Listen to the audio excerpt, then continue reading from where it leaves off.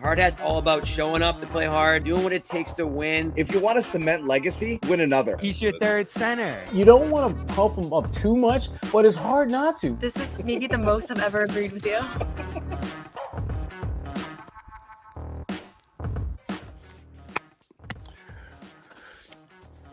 Yeah, let it roll. I miss this song. Look what we're doing. Was that a Hard Hat win, Jimmy? Based on the way this season's about to go, Bobby, it might be. It honestly Jimmy, might be. Jimmy, walk us through the whole game, would you? Okay. Jaylen Brown. He did stuff. Derek White did stuff. Ugo. I go. We go. You go. Yeah, look, some fun stuff. We'll get into all of it. We got Noah. Noah was one of like 27 people to see this game live down in Memphis. So she may jump on. She made history. There's preseason crowds. Oh my God, that was something. Before we get into the game, welcome all of you into the first of many Garden Reports this season. Preseason action. People asking, are we doing a Garden Report? Fuck yeah, we're doing a Garden Report. That's what we do. You don't have to ask. Come on.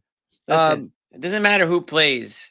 Yeah. We don't take days off. We don't take days off. Neither does Prize Picks. Get in on the action here. One of our sponsors here at the Garden Report. Download Prize Picks, America's #1 daily fantasy sports app.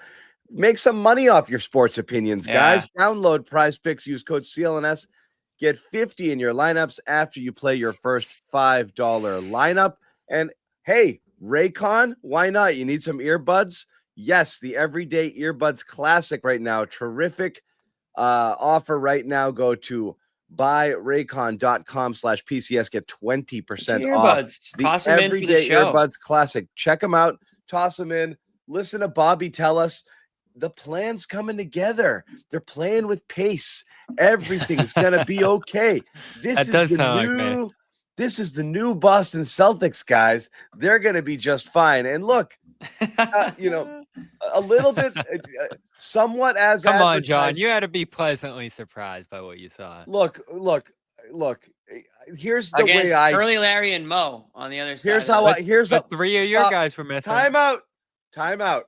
Here's how I do this. Okay, if a group of people, if the Celtics went out and shot 8% tonight and lost to this group of Jags, and everyone looked awful, everyone would say it's just a preseason game. So if you're gonna do that, you can't also overreact to positive things, but we can talk about the positive things, okay? But we're not doing apology cams today, Bobby. We are going to talk about. I didn't say that on the air. I know. Yeah, but you might have.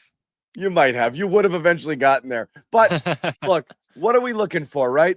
The series of things, and we got little flashes of everything, right? The pace, we'll talk about that. Got to see Scheierman in year 2. Got to see Ugo as a rookie and see what he's going to do. Got to see the new guys, Bouchard and Minot, who I thought, again, brought a lot of energy. Garza.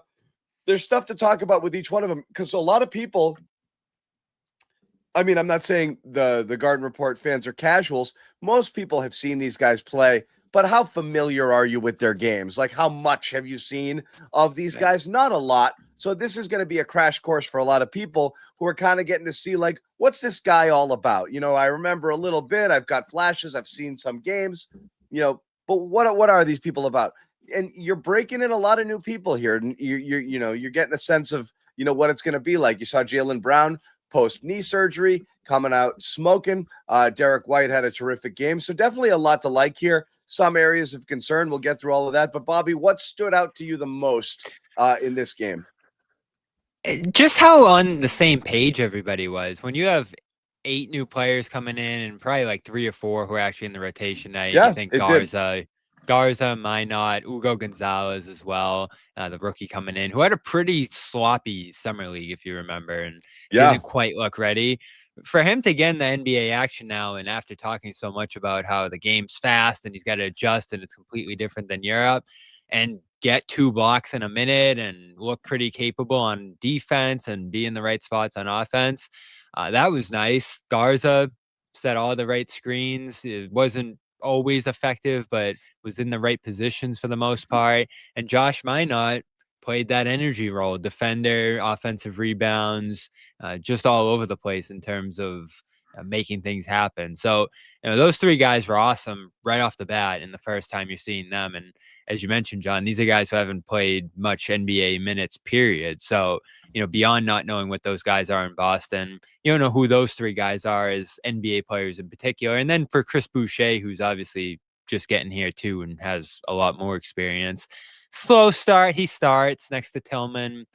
Sloppy early, getting in Brown's way a little bit and just didn't do a ton. But in the second half, I thought he did a lot more. Even the second quarter, when they put that small ball lineup out there, is when the defensive intensity really started to ratchet up there. So, listen, the Grizzlies they played against weren't good.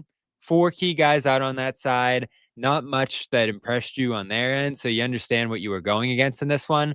But you destroyed this team playing your style and did it pretty deep into your bench with 3 of your own guys sitting. So my biggest takeaway was Joe and the coaching staff have these guys pretty well integrated already. And it makes me even more excited to see Simons on Friday because, he could be pretty far along in his acclimation process as well. Yeah, before we get Jimmy's opening thoughts on this game, we're going to pipe this in with Cool Che dropping a $20 nice super chat on us right out of the gate. Missed the CLNS fam. We missed you guys too. Ugo looked really intriguing. Minot, Boucher both look solid. Garza, mixed bag on Garza. Sucked. Yeah. Still don't see this team breaking 45 wins. 10? Feel like we're stuck in NBA. You'll see again, Jimmy. There's some canter there. The rebounding and the interior presence. He can't get 3 inches off the ground. There is no hope of them grabbing rebounds with him in the game. And there is no interior presence. It's going to be all hands on deck to be able to do that. Cool Che, thank you very much for that. Cool, we do appreciate it. We can let you guys know that should you choose to give us any super chats, it's distributed to the hosts, and we absolutely do appreciate them. So yeah, by all means, fire away. We'll put your comments on the screen and talk about it. But if not, just listen along, chat with each other, and that's cool too. However you guys want to play it. But thank you very much. It is appreciated. Jimmy, any thoughts? So for preseason, I'm focusing on. I really wanted to see Ugo. I really want to see Scheierman. Those are the 2 guys that I think are like 1 and 2 on my list. At least certainly tonight, since really Ugo's that high up on guys that I want to see what they're capable of. Because these are players, Bobby, that you can actually hope maybe will be a part of the long-term plan of this Celtics team. Guys that maybe 2 years from now are in the rotation in some capacity. So it's like Boucher, okay, whatever. Like, sure, he looks like an NBA player. He can play. We know he can play. We've seen him again on the Raptors and such. But guys like that. Garza, like, okay, Garza, he is who he is. I'm not going to lose sleep over what Garza did in the preseason because I don't really care. Depending on what your take is on this season is going to determine on which players you really focus your energy on. For me, it's the guys that I think will be a part of this team beyond this season. And for me, that's Scheierman and that's Ugo. And so I wasn't expecting lights out basketball from those guys tonight, but I really did like what I saw from Ugo. Are we calling him Ugo? Are we calling him Gonzo? Are we calling him Gonzalez? Ugo. Ugo. I don't think Gonzo is going to work. Whatever you guys want to call him, he's somebody that I'm looking at in the preseason because I know that when the regular season comes along, we're not going to get the same amount of minutes, at least not up front. We'll see how things shake out. Scheierman going into his second year, going to take on a bigger role, a player that, came into the league with a shot, and you want to see if that shot's going to translate to that NBA level. It's good to see him with a bigger role and feeling a little bit more comfortable taking the shot.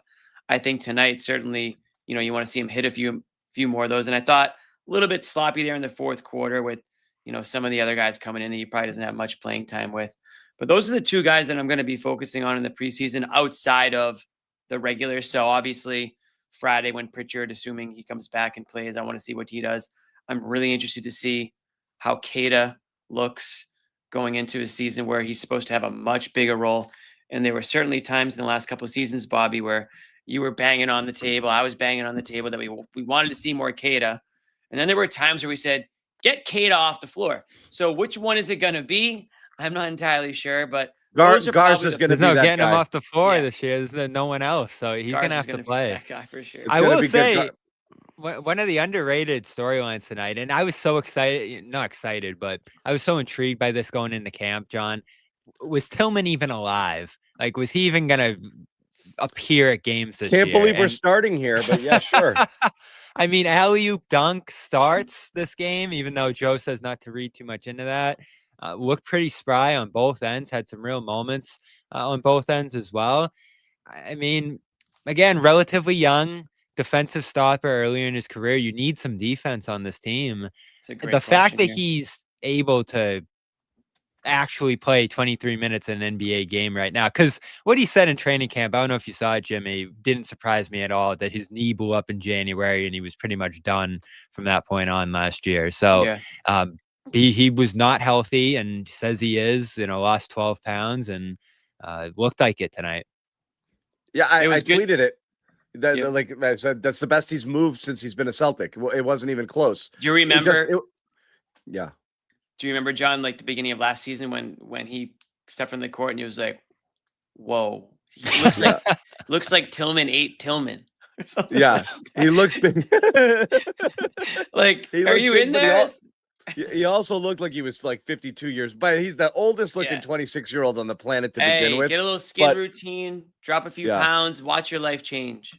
But he was moving. It was even before the dunk. I tweeted that was the highlight. But like he was just moving a lot better. He just looked a lot more spry and springy. So that was definitely good. I'm still not counting on a ton from Tillman. There. But The again, athleticism is there somewhere. every bit helps here because it's going to be it's going to take a village in order to do this. And again, I think that's part of the vision when we talk about this idea about the pace and how they're going to do it. And I'm dubious, to be honest, because you can run up and down and you can jack shots early, and that's what they were doing, and it's all good. But you got to have the horses. And again, it's really hard to get. It's a preseason game. You're not going to read a lot into it. You're missing a couple of your best shooters, but they shot 15 for 53 from three.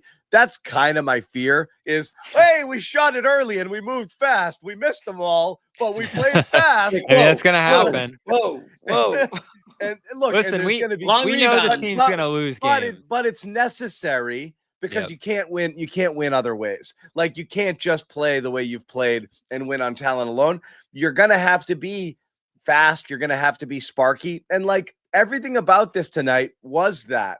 And it wasn't just the pace and them getting up the floor and getting shots up quickly, because they did certainly in the first half and in the Jaylen minutes and when Derek White was out there. But just seeing how scrappy they were. Minot's all over the floor. He and Ugo together are absolutely frenetic.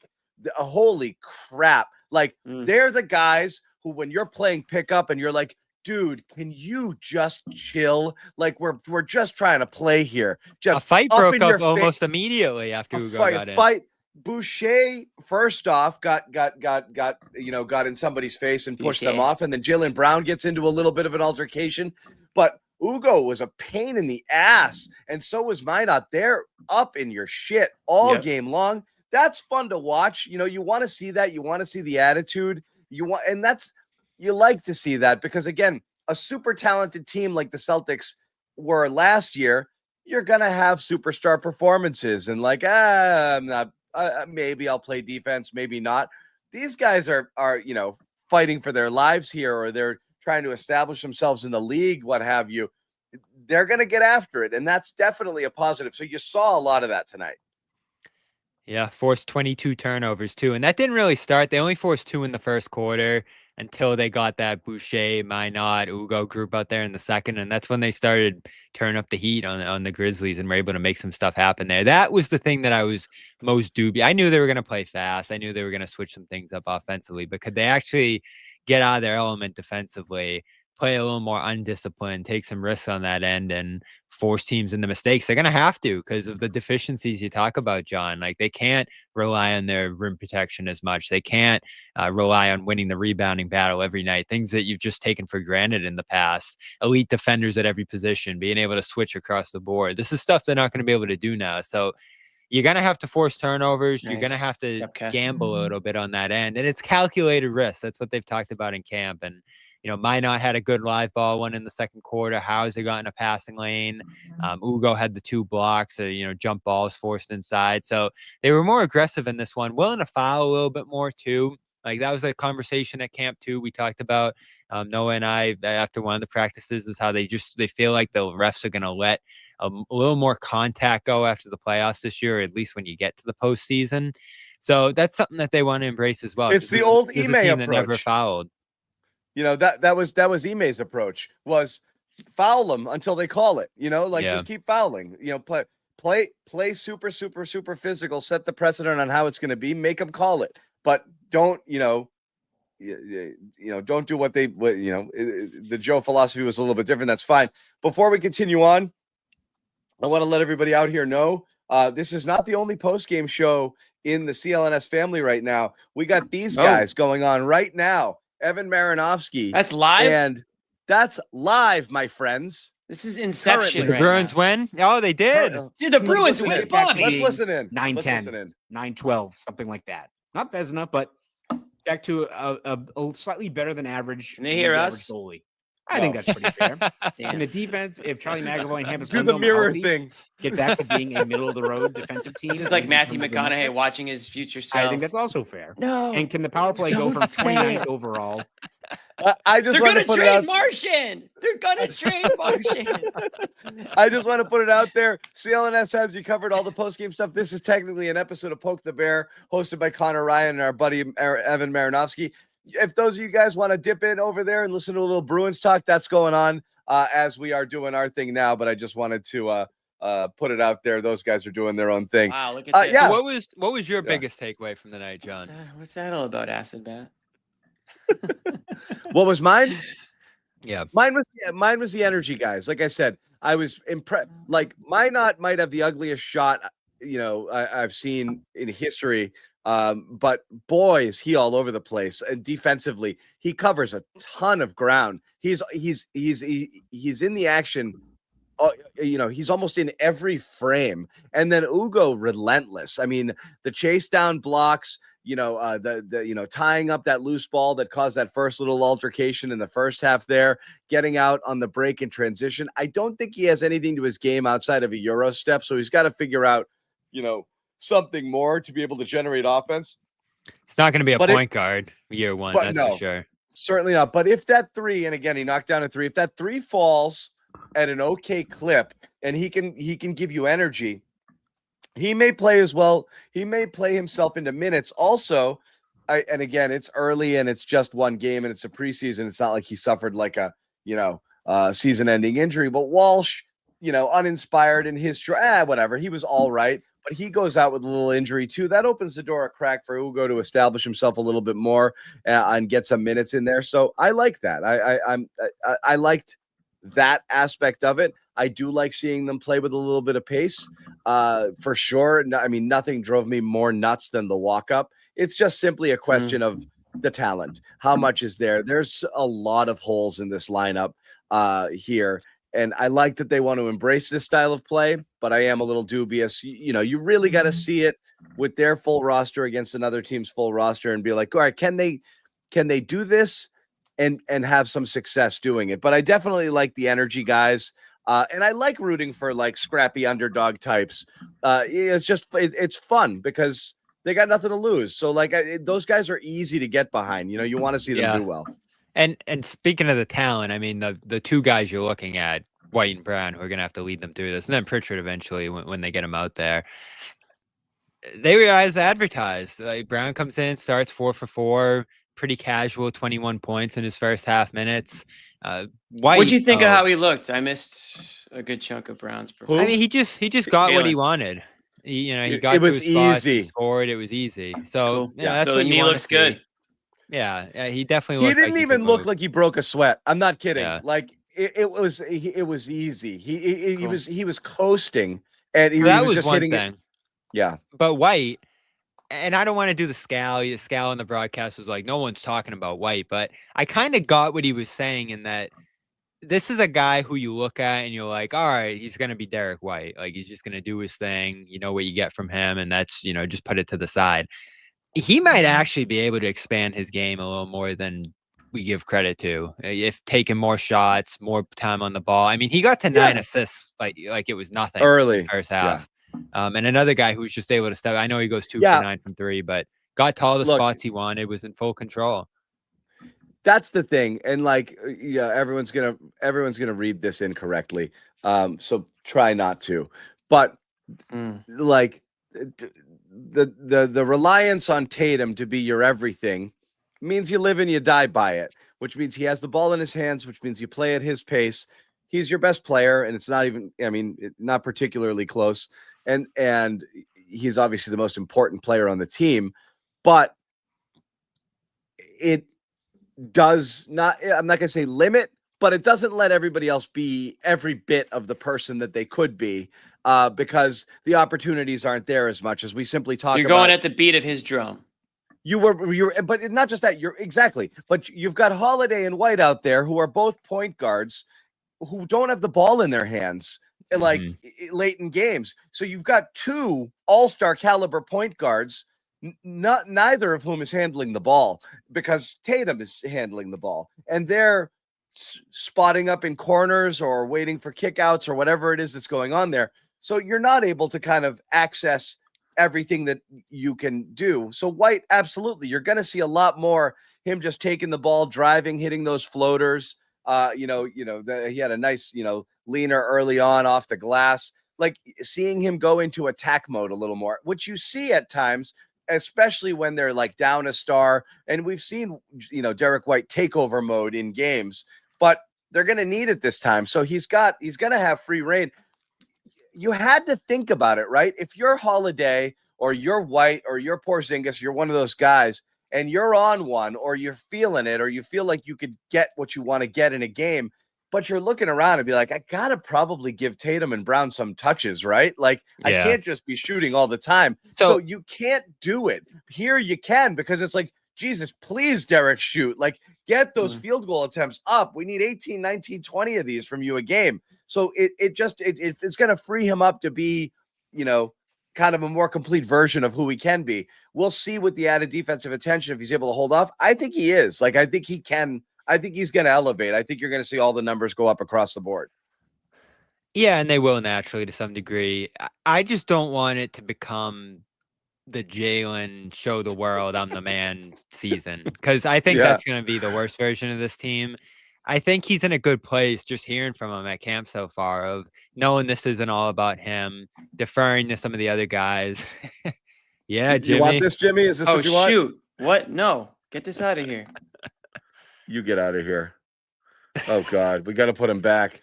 Ahmed, fix it. Don't do this. Jimmy, what you got to say? It's your show. What did I do? I literally did nothing. I don't know why you're up there either. What were you saying, Bobby? Okay. I was saying that I'm glad so far from the signs we've seen. Jaylen's. Al? I don't know what happened there. I'm glad what we've seen so far is that Jaylen's not taking this season as let me take over and show everybody what I'm made of. Because it hasn't even started yet. But that's what he's talked about at camp so far, is that it's not going to be about him proving he's a 1A. He might even look at himself as the top defender. Can I say this once? We have to stop just taking what they say and then just putting it out there as fact. Plastering everywhere. Yeah. That's what they say. So you don't believe him? Has any star in history ever said, I'm going to make this all about me? He did. I could, I sacrificed. When has a star said, this year's about me, bitches? Get out of my way. I'm out to prove a point. But James Harden every year. He's talked a lot. He's talked a lot in the past about how he has to sacrifice here to win, to play with Tatum, to be part of what they're doing. He could lead a team elsewhere, but it's great to win in Boston. He's done it on numerous occasions, and there's been none of that this camp. I'm going to defend. I'm going to, get other guys involved. get these young guys in the mix. Like that's been his message so far. Yeah, He would not hesitate, John, to say, I've been overlooked and this is the year where you're going to see what I'm made of. I don't think he would have any hesitation about saying that if that was his mindset. Anyway, whatever. I just want to, I'm really curious to see how it goes when they all get out there and they're playing actual teams. So, again, let's see it. But again, good start from Jaylen, good start from the team. Good job with them kind of, doing the pace thing that they said. And it's not just Jaylen, by the way. Good for them being physical. Joe, Joe has to love that stuff. He and Boucher were talking about their little altercation when he bumped into him a couple years back. You see Boucher get in the mix there too. Joe's loving a lot of this. Noah tweeted something. The guy's coming off the court and then being fired up. So like the energy is great. And, I don't know about Brown saying he's going to let guys do whatever. All he did was shoot when he was out there. And he did well, but I mean, it's just, he's going to be relied upon to score a crap ton of points. And that's fine. He had zero assists. Bobby, he had 0 assists. Okay. It's like, you're making me say it, Mister. I'm going to let everybody else eat. Just shot today. That's fine. But like, it's okay. It's fine. Yeah. And it's not just him. Like this could be a year where White is like, I have to do a lot more. I don't want to say it. Right. I mean, it's not just him either. I mean, White has said it's not going to be about him doing too much. Pritchard says he'd still come off the bench, even if great. So no one's going to do anything. Got it. Nobody wants the ball. My point, yes, and to John's point, Jaylen's going to have to do a lot. All those guys are going to have to do a lot. But any one guy can't look at this year and say, this is going to be about me doing a ton. This is going to be about me taking over, me being Tatum in Jaylen's case. Like, that's not how it can go. It has to look like tonight where it's pretty collective. Yeah. And yes, John, it wasn't Jaylen's firing the ball around and being the point forward. No, he's just like, give me the ball and I'm going to shoot some.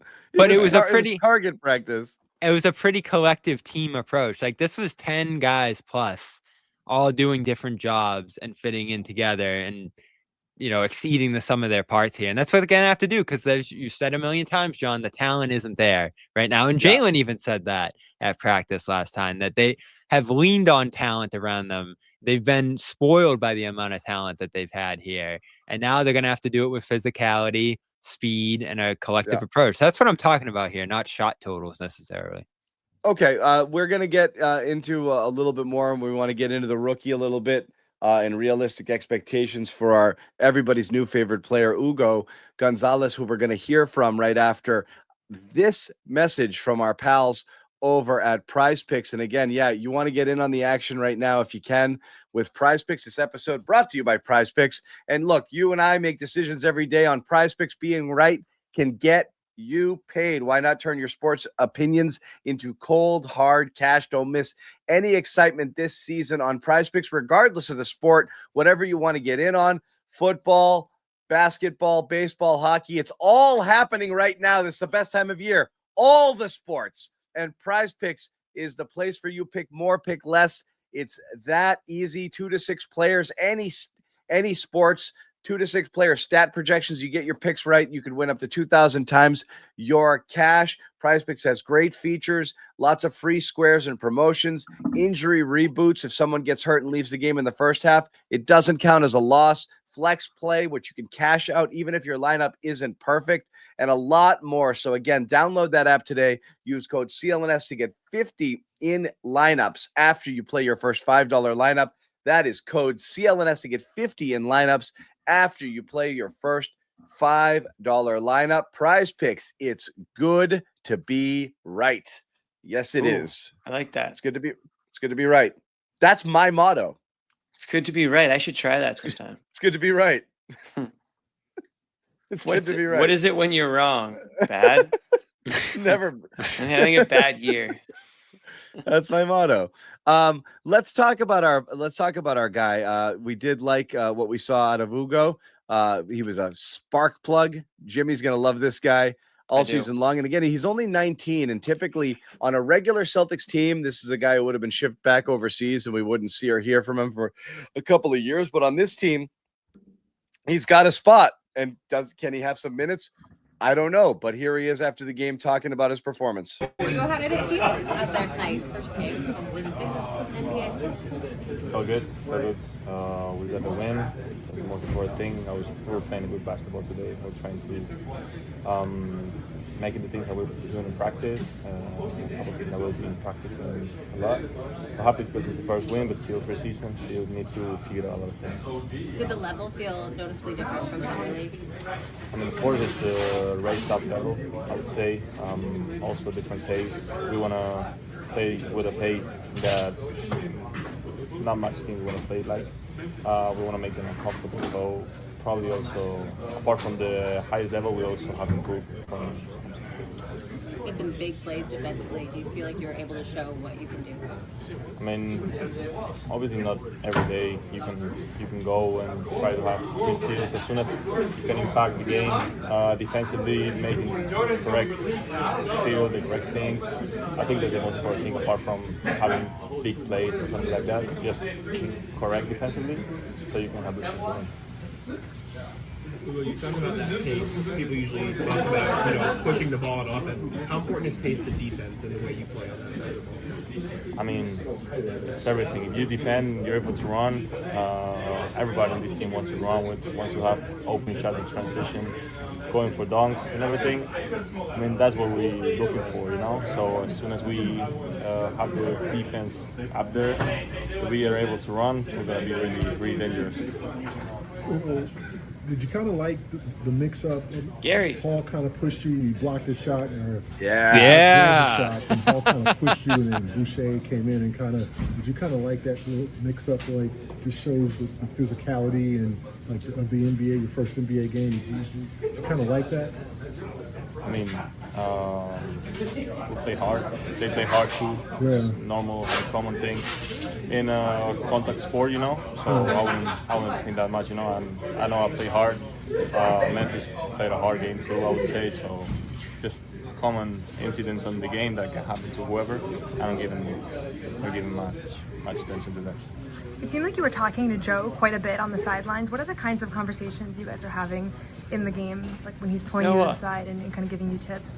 Well, I know he was going to throw a Spanish question. Correcting things that obviously as a 19-year-old that is playing his first game in the NBA, I got a lot of things to correct, and he was just trying to give me live feedback from things that I need to improve, some reads that I didn't did well, I need to improve them. So basically, is it hard to process, like get feedback and then do it in real time, or do you feel like you're able to kind of do that in those games?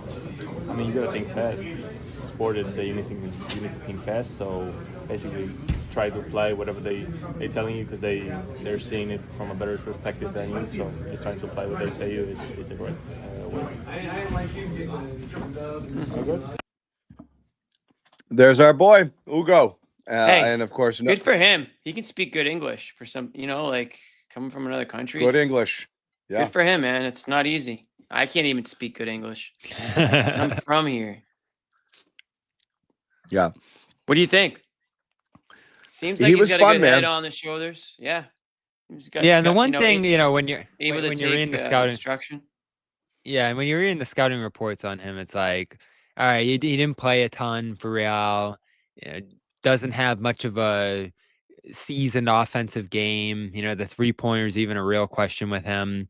But you knew he was going to defend with intensity, fly around, has the size to guard a bunch of different positions. So in terms of defense, he's in a pretty good position right off the bat, especially I'm sure the practices out there and everything. Like his Real team had Serge Ibaka and Dennis Smith Jr. for a stretch and Campazzo. And like you could probably rattle off like 6, 7, 8 NBA guys on that roster who he's practicing with each day.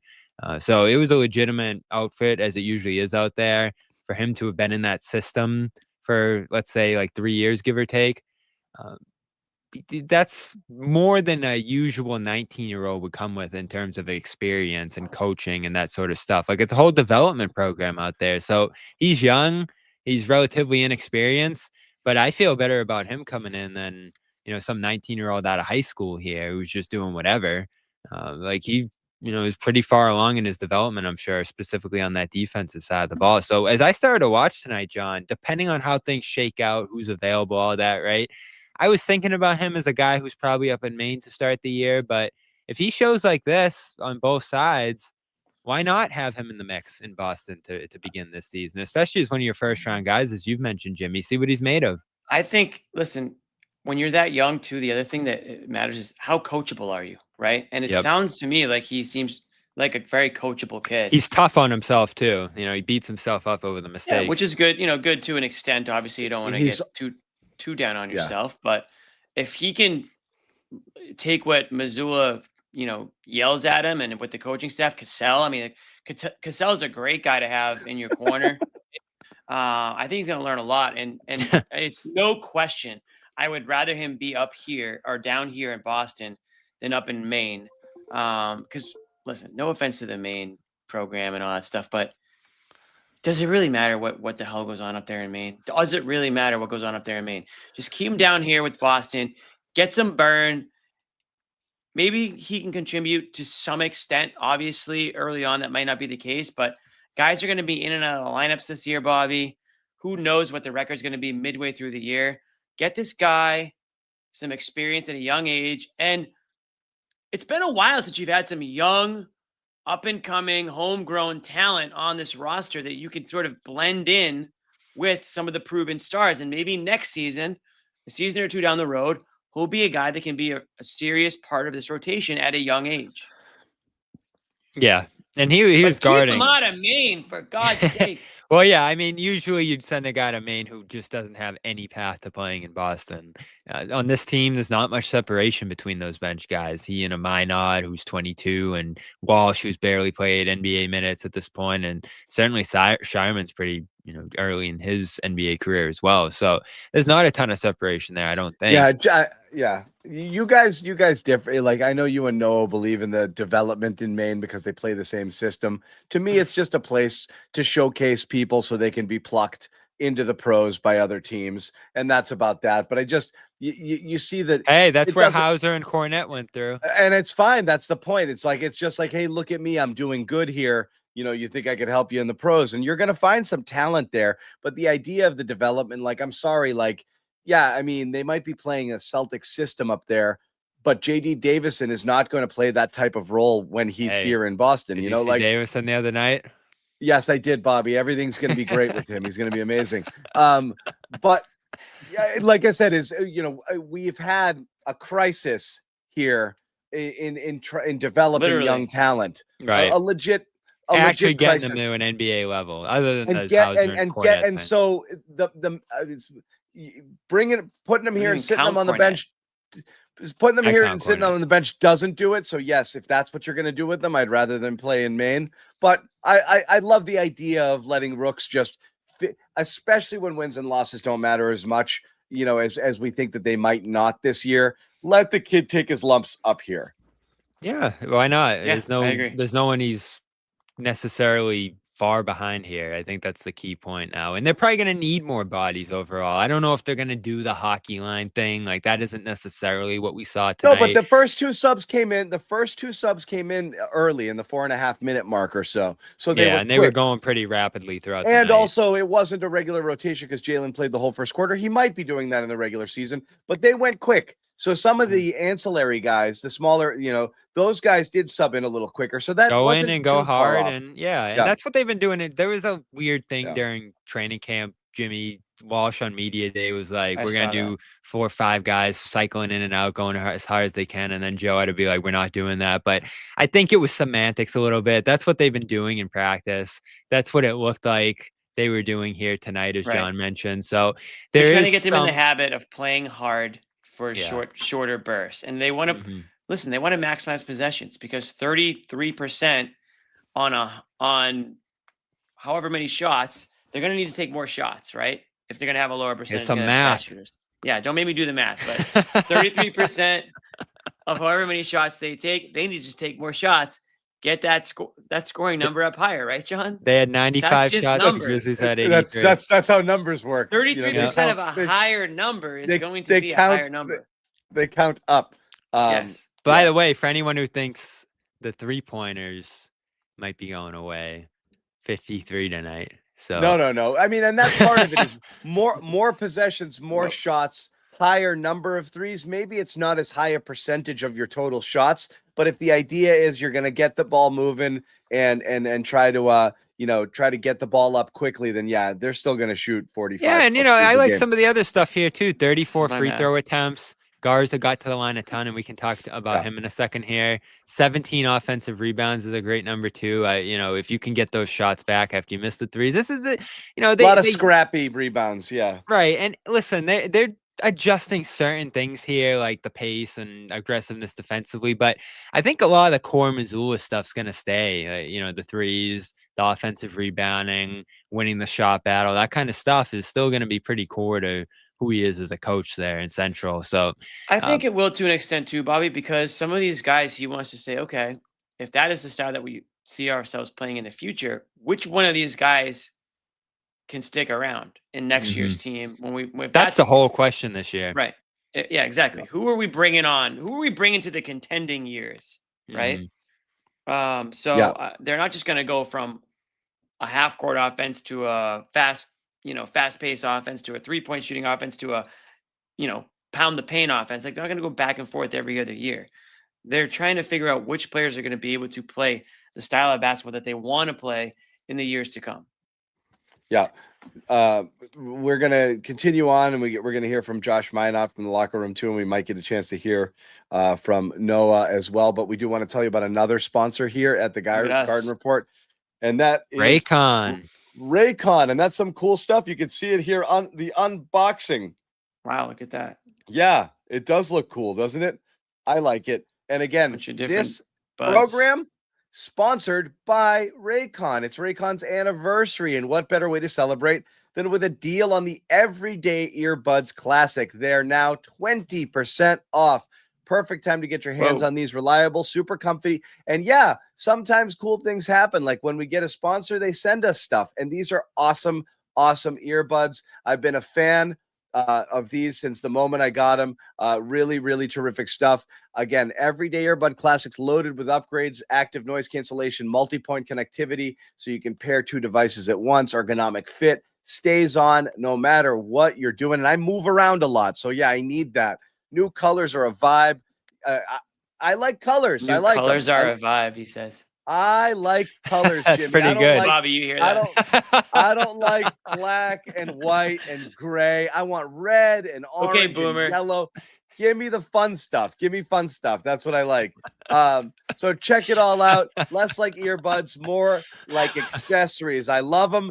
Go grab them. Go to buyraycon.com/PCS to get 20% off the Everyday Earbuds Classic. Once again, raycon.com/PCS. Get 20% off the Everyday Earbuds Classic. Go New colors get are yourself some today. You know what else I'm vibing? Noah is coming in hot out of the locker room right now. Oh, yes, our first the vibes report. The vibes report. How's it going, everybody?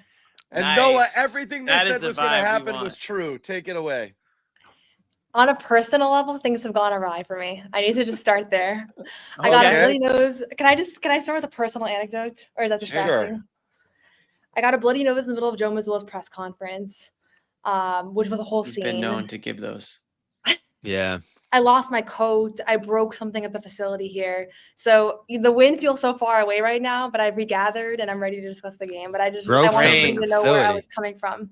Prayers up. Joe likes the physicality, a little bit of blood. How's the nose? Okay. Is it dry air? It's all What's good going now. on over there? It's all good now. Okay. Just keep an eye out, Did you injure Jordan Walsh? No, but Jordan Walsh, it was very clear where he got injured. I actually turned to Jack right in that moment and I said a normal person would be out for 3 months on that play, and it turns out also an NBA player could get hurt on that play.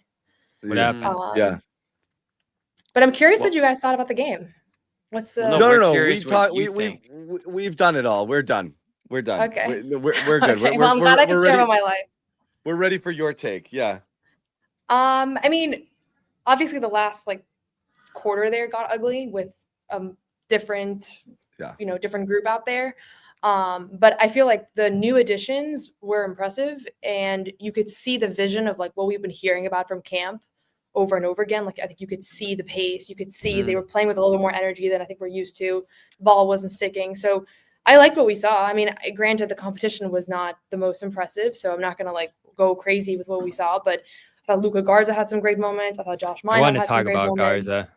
Yeah. I thought Ugo, for a rookie, considering I thought he struggled a little bit in summer league, like he had some great moments in this game. So it was pretty encouraging. I mean, Derek was awesome. Jaylen looked like he was healthy and didn't miss a beat. So it was a pretty encouraging performance. Overall. John, you've been dying to talk about Garza. What was the issue? You didn't like Garza? Some guy in the comments said he stunk. What? The majority of my commentary has been positive, Noah, mainly because you like to see the spark plug players like Minot and Ugo go in there, just fly around, and just be super active and aggressive, and that was a lot of fun to watch. You definitely saw that increased pace a little bit with the getting shots up more quickly. Certainly in that first quarter there, you could see how quickly in each possession, everyone's been given a green light. First good look, let it fly. So I did like to see that. I liked how Derek White was being more aggressive, looking for his offense as well. I think if you're going to pinpoint the negative off of this is while Garza had some moments, his presence out there is emblematic of just how difficult things are going to be on the glass and trying to defend the paint. And again, you didn't have Keita tonight, but he's going to be a problem in that regard. And so that's a little bit worrisome because that's your depth behind Keita, who's kind of an unproven. So I'm definitely a little bit concerned over that.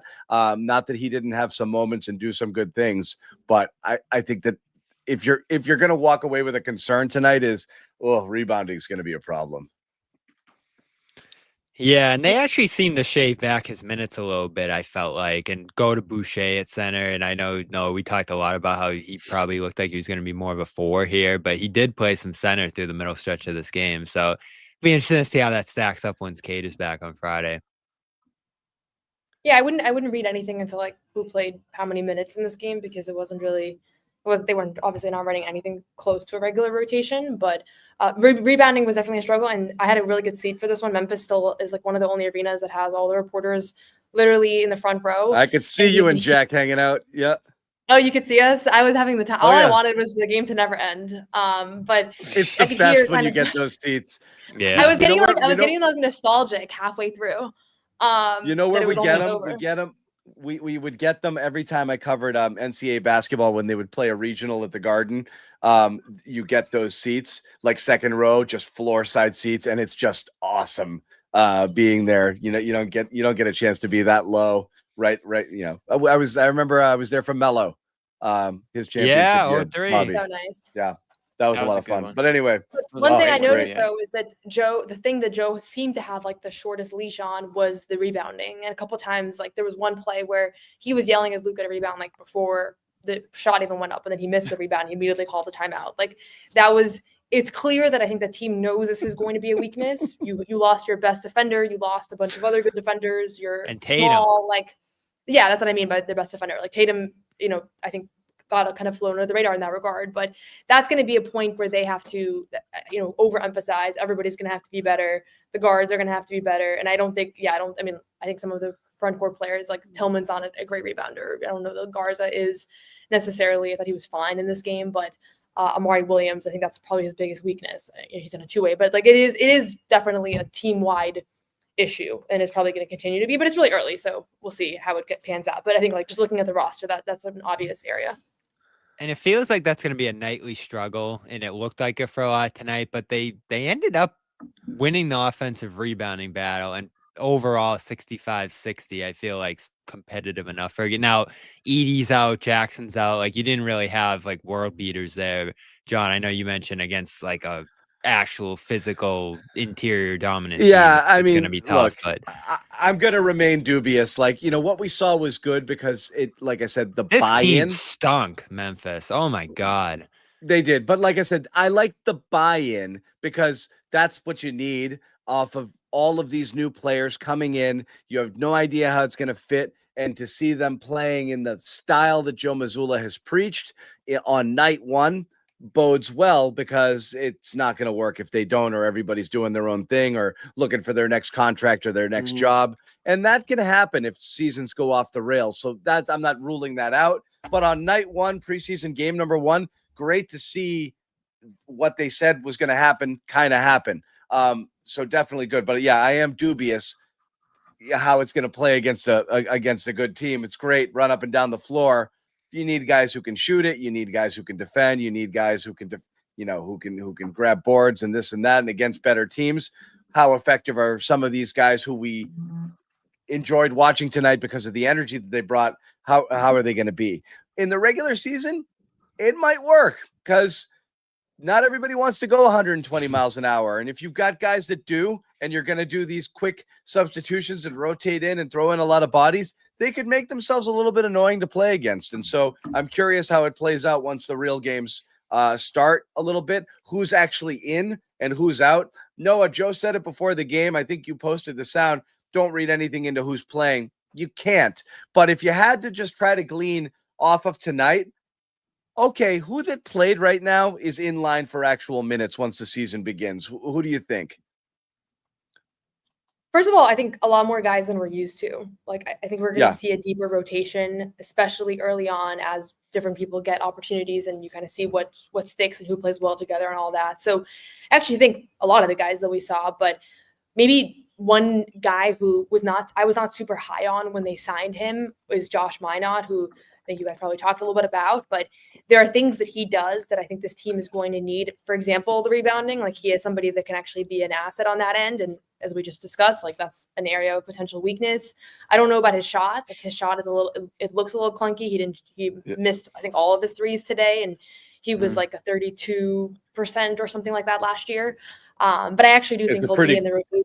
Yeah, I think the Celtics like him. I think they're excited about what he brings to the table. I think he's happy here. He's kind of fitting well. So that's one guy. He's honestly, athletic.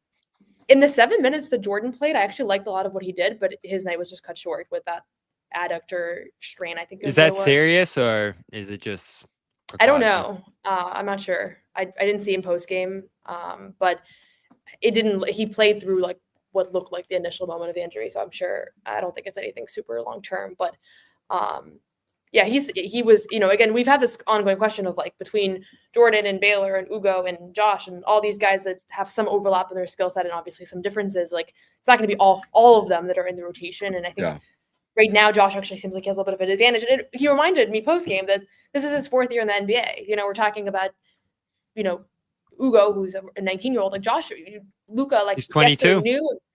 Yeah, they haven't played a ton. They haven't played a ton of NBA minutes, but they're kind of getting the hang of things. Like he was saying, my first year, like I could not make those reads, and now I know how to make those reads. Like there's a certain level of like these guys are not rookies anymore, right? They're far from that, and so that's going to bode well for them too when it comes down to potential opportunities. I think, and they're all they're all 5 years younger than Baylor Scheierman. So how old is Baylor Scheierman? 25. Damn it, he's 25.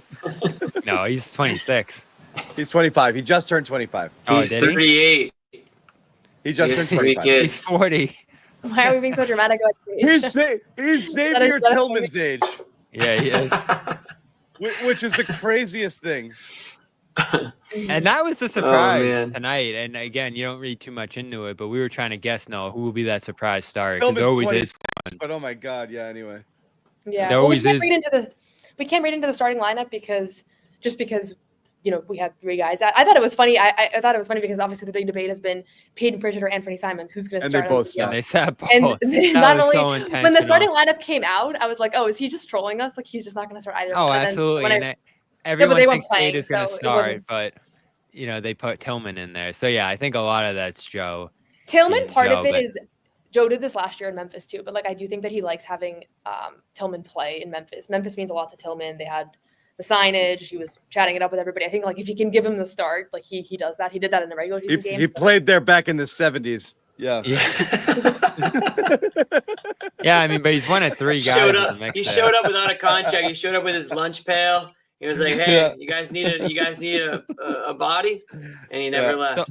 when I think of Tillman and I think of Minot, those two specifically, they're gonna score this year. I have no doubt about the offense. Like they're gonna figure out a way between the threes and Jaylen and Derek and everything. Like they're gonna put up points. Defense is where they're gonna have to figure this stuff out. And our guy Eisenberg, John, he tweeted out earlier that they were gonna have a bottom 8 defense this year. Yeah, like he was super low on what this. When the Aussies are down, oh my God, that's not great. That's not great. And I mean, you look at the roster. I don't know how you felt about the defense tonight, Noah, but they're gonna constantly be looking. There were some lapses on that end, and yeah, there were some shocking lapses actually. Tillman's a potential solution, right? Because he's a bona fide defender, and Minot, I think, is actually a potential key there because he's the only guy outside of maybe Keita who has some pedigree here too. But they need somebody to protect the rim. And between his length and athleticism and ability to just hover over, he's talked about he's doing this in practice too. I actually think Minot can give them a little bit of rim protection because they have none right now in a game like this. Scal even said it at one point. It was so funny in the second quarter. He was like, they have no rim protection. They have no rebounding. Yeah. Yeah, and I think part of it, Scal asked Joe about it pregame, but a part of it is that, if you don't have the size, you don't have the rim protection, you do have other things. And we've seen the small ball lineup work at times. Like, I think they're going to have to lean, not to literally sound like Joe right now, but like, I think they're going to have to lean into different identities too, because you're not going to find an elite rim protector on this roster, I don't think. Like, even if Keita can give you some of that, like, that's never going to be a strength of this team compared to other rosters and compared to previous iterations of this team. So what can you do differently? What can you lean into? And I think that there are unique things about this roster that they can have an advantage on the floor. We didn't really see those things today because I think it kind of lands on Pritchard and Anthony Simons quite a bit. Who, by the way, Anthony Simons at shoot around today was just doing defensive drills and he was locking people up. Not to overdo it, but I'm curious to see that. He was trying, you mean? No, I mean he's locking people up. In his own words, though, he's just. It's like I actually didn't post some of the clips because I didn't want to put on blast the players that he was locking up more than I already did. So. Yeah. Okay. It's like the Aroldis Chapman thing, guys. He never thought to locate a pitch. Simons never thought to play defense. He's like, I guess I could. Nobody ever mentioned it to me. But like when they first signed him, that's the first thing I said. I'm like, I don't care if he didn't play like he's clearly athletic. Like it's a choice. Defense is a choice. If you can move your feet and you're an athlete, which he is, he should be able to play defense. It really is a commitment. So I would buy into him being able to. It's just whether or not he's going to commit to it and do it consistently on every possession, night in, night out, or he's just going to take some days off or possessions off. So who knows? But can he do it? Yeah, he absolutely can do it. I think they're going to drill it into him, though. I mean, I think Joe's the type of coach, too, John, that he won't be scared to yank him. I think that's what I said. I don't think he'll have any worries, even with the depth you're talking about, John. I think some of this, like Noah said it at the top, we're going to see a deep rotation this year.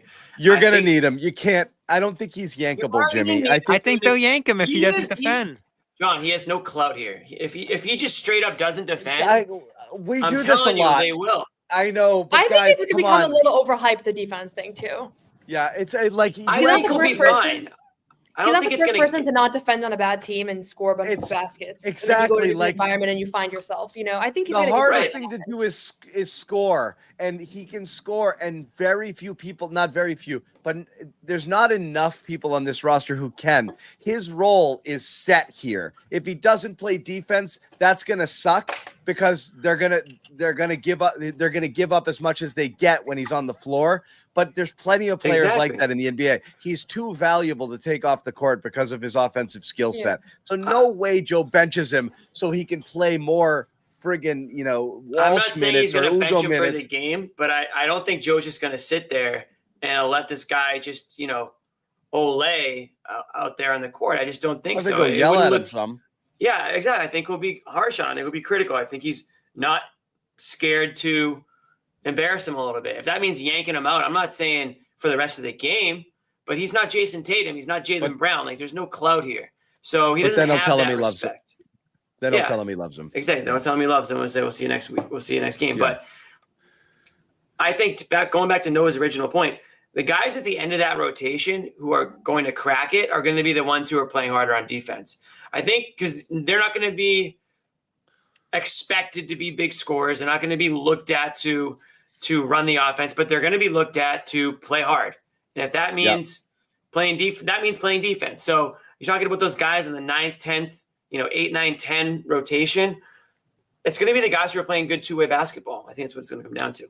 So, no, let me ask you about this. And again, we got to go beyond the box score a little bit on it because it's not fair. But, definitely in the negative column tonight, at least offensively, Baylor Scheierman starts out great where with a couple of threes early, that super deep one. And then I love the corner catch and shoot three where he didn't have to go into that big dip. He just caught it and released it. And you want to be able to see him do that. And then he just went ice friggin' cold the rest of the game, which is a bummer because, again, he's not going to be he's an effort guy. You saw him hit the ground, once or twice as well. And he's not afraid to throw himself around there, but he just doesn't have the feet to be able to play, consistent defense at a high level. I think he can at best be competitive and be able to hang in there. He's got to knock down shots, and you want to see him get there. Like, again, it's only one game, but your overall thoughts on just how he looked here, because this is one of those guys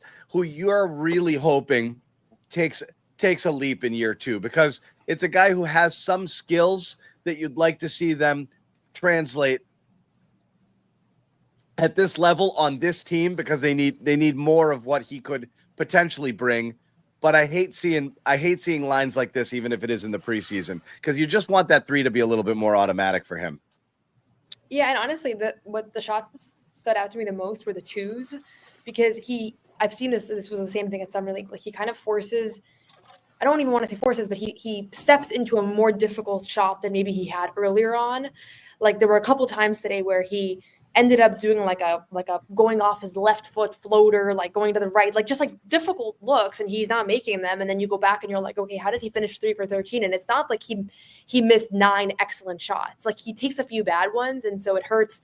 Like, it's kind of like when you think about Tatum's efficiency, like that was always a knock on him, but then he's Jason Tatum. Like, I feel like he has a couple shots per night, and this was the same thing at Summer League, where they're just probably not the best look that he could get, and sometimes after he passed up a better shot. So I don't know if it's a shot selection issue. I do think his shot is a little bit unproven compared to some of the other guys in the roster, like the Sam Hausers of the world, like guys that have been elite 3-point shooters. So it's definitely the biggest question for him. Like, he's going to have to be an offensive threat to be in this rotation. Like, he does other things well to the best of his abilities. He plays really hard.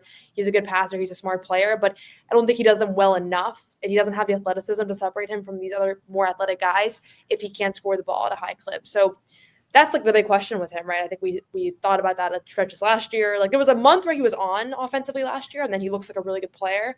But outside of that, like most of last season, Summer League, and this opener game, like, it has been a little bit of a challenge. So I don't know. I'm a little bit like, we'll see how the rest of preseason goes, but it does feel like it's not as fluky. Like today, I thought to myself a couple of times, like, okay, that's a tough look. Like, they have to be able to get something better here, especially with the guys that are playing around him. I don't think he's like a ball hog or anything like that. I think he's trying to make the right play, but maybe overthinking it a little bit too. This reminded me a lot of the Summer League stuff we saw from him. Yeah. And especially he plays late into the fourth quarter in this game. When he's in that position and he's running point and he's in that role, I do feel like he presses way too much and tries to play that run everything, everything's going through me kind of role here, where his best chance of succeeding on this team is fitting in and playing off other guys. I thought he did that early. He got a good look from Hauser on the move in the corner. Some of his early shot selection, as Noah pointed out, was much better than stuff we saw late here from him. Defensively, it's a lot of gambling. He got a few nice steals doing that, but I'm not sure how that's going to play out in real action here. And then, the 4 turnovers you see, one of them was just ridiculous. He tried going around his back and flipping it to nobody, and some Grizzlies player just grabbed it. So this wasn't super encouraging to me, what we saw from him tonight. especially when you did see some real solid defensive stretches from Walsh and Ugo and some other guys who might not, who he's maybe competing with there. But I also view him a little bit more as a ball handler in the backcourt, maybe that fourth point guard, if you want to call him that, in their rotation behind Simons, Pritchard, and White. So that might free him up for some more minutes, but I'm still trying to figure out what he is here. Like, is he a guy who has the ball in his hands a lot, creates his own shot, or is he a guy like Hauser who's, catching and shooting? He's caught in between the two, it feels like, and then the defense is a work in progress. So, I mean, he's moving in the right direction, it feels like, but I don't know. The Summer League to me was a little bit of a step back from what we saw from him late last season, and this was a continuation of that, I felt like. But it's just one game. We'll see what he looks like on Friday. We've covered, I think, most of it, but Noah, anything, again, you jumped in and we'd already talked about a bunch of stuff. Is there anything that you that stood out that you haven't had a chance to talk about yet? Yeah, I mean, I'm sure this is maybe not the most surprising topic, but Derek White, maybe it's just me, but I feel like he's been flying a little under the radar when it comes to this team, because there's the storyline of is Peyton Pritchard going to make another leap? Is Jaylen Brown? I said that earlier. Yeah. Scally even said it too. Yeah, it just kind of hit me. At one point in this game, he just looked way too good to be on the court. And perhaps for certain moments, he just had complete command of the game on both ends, it felt like, and suddenly he had 10 assists. And I was like, I didn't realize he even played long enough to rack up that many assists. And I think he's going to have the ball in his hands a lot more this year, because Tatum's not going to have the ball, and Tatum's not going to be there. And a lot of people's initial instinct is, okay, Jaylen's going to have the ball more, but I don't think that Jaylen's at his best when he has the ball in his hands for most of the game. Oh, Tatum was there. What do you mean? Nothing. Okay. Go ahead. Are we doing it? No, we're not. I promise. Okay. No. We can. Now that you're here, we can. I'm not doing it. Okay. No. So I just think Derek White is going to be. Derek White has the potential to really be the engine for this team. Who's going to be the all-star, him or Pritchard? Why not both? No, just kidding. But maybe it's just me, but I feel like I've underrated a little bit the leap that he can make with having the ball in his hands a little bit more. No, I said the same exact thing. So he really impressed me in this game. But I said it better. As the Jaylen, who, again, we haven't seen him play healthy in a while, and I did think that right off the top, you could see that he had a little bit more explosion than he had when we last saw him last spring. So it was good to see him play the full first half. And lean into those two guys' strengths. Brown's a scorer, White's a facilitator, and he had 9 assists before you could blink. So I think both of those guys would benefit from sharing the wealth at the top of this team here. And then it'll be interesting to see how Pritchard fits into that too. Why did Pritchard not play tonight? Simons, maybe I get, he's easing into things. Kada played Eurobasket. I don't get why Pritchard didn't play. I think they're just not going to play guys for 4 games. And so I think this okay. Honestly, those guys didn't play. So those guys didn't play. So one would start and one would come off the bench, and then Joe would be like, "Oh, is that how it's going to be?" So he's, he'll start. He's going to start. He is on one about that topic. Oh my God, he was ready to go day one. It's not Pritchard versus White, Simons. Yeah, that's how I see it.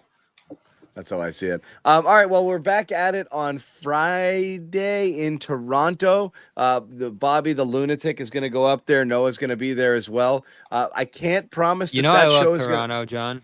You do. I like Toronto too. You know who else is gonna be in Toronto but not working? Amit. But I want you guys to check in on him because I'm worried about him all the time. But Amit's gonna be up there too. Amit in Toronto. That's why we're really there. Keeping his old stomping grounds. Yeah. He's behind the scenes right now. Thanks to Amit for helping produce this show. And yeah, we're back. We're all the way back. Garden Report. It begins now. It's gonna be a sludge, dude. I thought everybody was gonna be encouraged by this game. We were. No bad things from the game. I just think see it on your face, John. I can see it on your face. I'm not ready to crown them. These two are scared about how it's gonna go. No, I have to counterbalance you a little bit. So when you come on, I have to get a little bit. Okay. That's fair. But fair. It's funny, even how bright my light is, and then you're kind of more in the dark, We definitely gonna need some positivity from that side of the. I don't know if wrong way. Yeah. Sorry. No, I was Looks positive. different for me. Except No, I just Bobby think said generally something. speaking, for the entire season, we need them to bring the positivity for sure. So I do appreciate that, Noah. Do appreciate that. I can get behind this. I can get behind scrappy underdogs. Absolutely. I can get behind scrappy underdogs too. That being said, give me the third seed, the third pick. Yeah. Yeah, give me the third pick. Yeah. Look at this. How do you think Not third seed. I want to make it clear. Yeah. I would take the third seed if I thought it was possible, Bobby, to be clear on that. Yeah, we'll see. But we're back at it Friday. This might be a funky one. That show might be slightly delayed, just due to personnel issues with those guys up in Toronto. But you can follow us on our socials. We'll update you. We are certainly going to be doing a show for that one, and then we're back on Sunday as well. We're going to be doing all the way through. There's no rest. There's no stop. West Coast doesn't matter. We will be doing Garden Reports after every single game. So we're happy to have so many familiar faces back in the chat here hanging out with us. I think this was a lot of fun. So thanks. Quick shout out again to our sponsors, Prize Picks. Download the Prize Picks app of America's #1 daily fantasy sports app. Use code CLNS, get 50 in your lineups after you play your first $5 lineup. And our pals over at Raycon. You want some cool earbuds? Yeah, the colors are a vibe. Vibey. Go to buyraycon.com/PCS. Get 20% off the Everyday Earbuds Classic. By the way, John, finish. No, go ahead. By the way, I was just going to roll right through the goodbye. I didn't get a pair. I didn't want to blow up your ad. I didn't want to blow up your ad read earlier, but you were like, "Oh, it's great when they send us stuff." Nobody sent me awesome. shit. Yeah, I got 3 pairs. And my daughter and wife both love them, which is us great. didn't include you, Jimmy. He got 3 pairs. The rest of the panel somehow got none. Wonder where those should have went. Boston Celtics defeat the Memphis Grizzlies, if you can even call them that, 121-103 in the preseason opener. Lots of positive things to talk about. You can read about it more with Noa Dalzell over at SB Nation, Celtics blog, writing about it. Bobby Manning at CLNS Media. And, of course, check out all the Celtics-related podcasts here on the CLNS Media Network. Like us, subscribe, do all of that stuff. Please. We're going to be here all season long. And if you like WNBA action, make sure you subscribe to the WNBA Today on CLNS Media on YouTube, Apple, Spotify, where we wanted to get to 1,000 subs, but now that we got there, that's nothing. I want 2,000, 3,000. I want 10,000. I want 100,000. I want 10,000 by the end of the year. That's where we want to get to. Noah dominating that channel, so make sure you check that out. Subscribe. A lot of drama in the WNBA, Noah. We got to get that drama. Isn't it fun? Not in the finals, though. I'm thinking we talked about having that's why Noah does this. We talked about having a drama segment on the Garden Report. Mm-hmm. I'm thinking we incorporate the WNBA into that because that'll give us some really juicy, hot goss, if you know what I'm saying. Just like a random WNBA segment in the Garden Report. Once in a while, we mix it into the drama segment because there's always something going on. There's some drama tonight, Jaylen. There's like a revolt going on. Vince Williams, yeah. It's juicy stuff. I love having a front row seat to that stuff. Yeah, that was fun. So we're good. Listen, guys, we're gonna need to get creative. Don, you were ending the show so well. It was seamless. You got the ad. We're gonna have to get creative this season. We really are. Yeah. So I think Jimmy mid-season form hijacking my ads and my goodbyes. I was just about to say goodbye. So we'll do it again. Thank you very much for watching.